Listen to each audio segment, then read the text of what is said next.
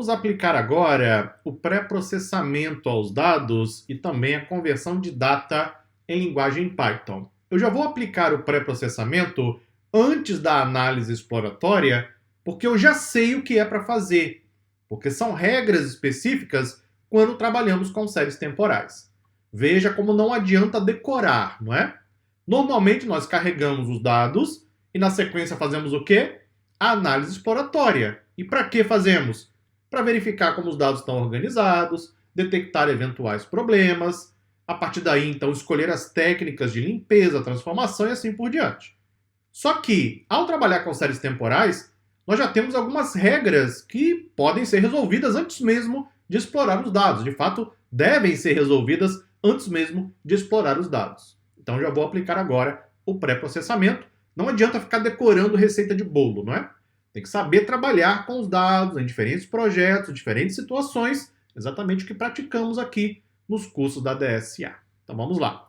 Primeiro eu vou extrair o valor mínimo e o valor máximo dos dados, ok? Estou colocando aqui para você valor mínimo da coluna data. Então qual é a menor data? Eu já tinha visto, estou apenas confirmando. É 1/1/2023. Qual é a maior data? É 31/12/2023. Então nós temos de fato dados no período de um ano. Vamos dar uma olhada nos tipos dos dados. Eu tenho duas variáveis, não é isso? Data e total vendas. Quais são os tipos?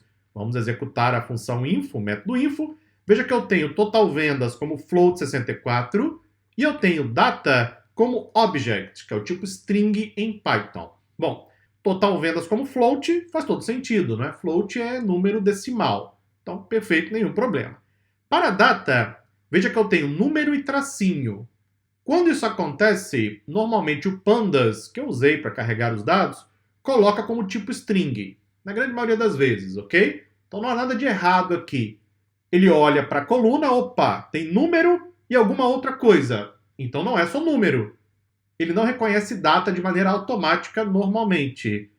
Ou seja, a conversão de data você vai ter que fazer de forma explícita no momento que você quiser converter ou então no momento que você estiver carregando os dados. Dá para colocar aqui mesmo no carregamento se uma coluna do tipo data. Eu não fiz isso porque eu quero mostrar aqui para você a transformação.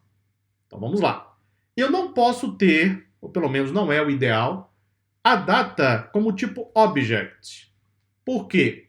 Se eu trabalhar desta forma, eu vou estar dizendo ao modelo mais à frente que eu tenho duas colunas de dados. Mas eu não tenho duas colunas de dados.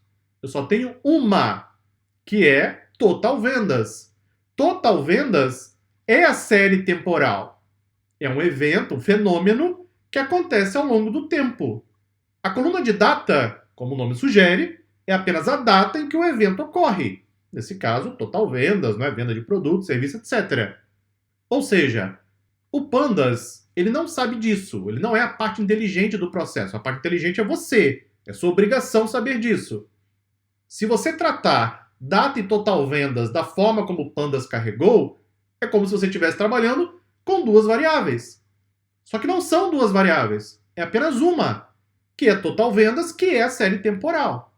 Então, quando aplicamos a análise de séries temporais em Python, o ideal é você pegar a coluna de data, converter para o índice. Está vendo aqui o índice? Que nesse caso é o número que o próprio Pandas deu. Então veja que eu tenho começando por 0 até 364. Isso é a indexação do nosso data frame.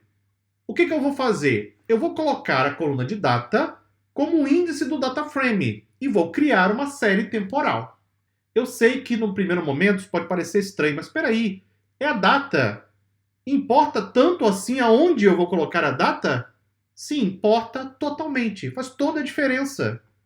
Eu posso trabalhar até mesmo com data como sendo uma variável. Eu poderia fazer análise de regressão, mas é uma outra história. Coloque como regra, para você analisar séries temporais, o seguinte. Carregou os dados. Uma coluna de data. Tem que ter uma coluna de data, não é? Senão como é que eu vou saber se é série temporal?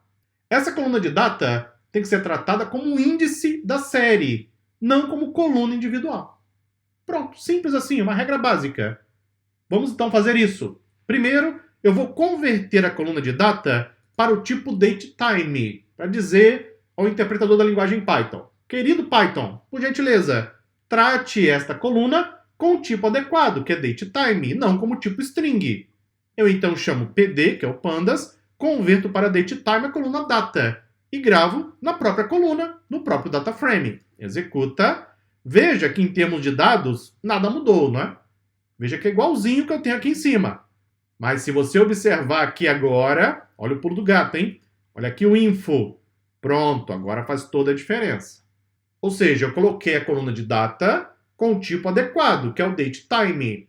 A partir daí, eu vou jogar essa coluna de data no índice do data frame e vou criar uma série temporal, propriamente dita, não é? Então, como fazemos isso? Vou pegar o meu data frame, df-dsa, vou dizer que eu vou configurar o índice. O índice agora será a coluna de data. A coluna de dado, propriamente dita, será total vendas. Vou gravar isso no objeto série temporal. Executa. E agora vamos verificar o tipo. Vamos ver o que o pandas fez. Vamos verificar o tipo, type da série temporal. Olha que coisa linda. Agora é uma série. Antes eu tinha um data frame, que é uma tabela. Agora eu tenho uma série temporal. Vamos imprimir para que você veja? Olha só. Veja que eu tenho data como índice e eu tenho os valores.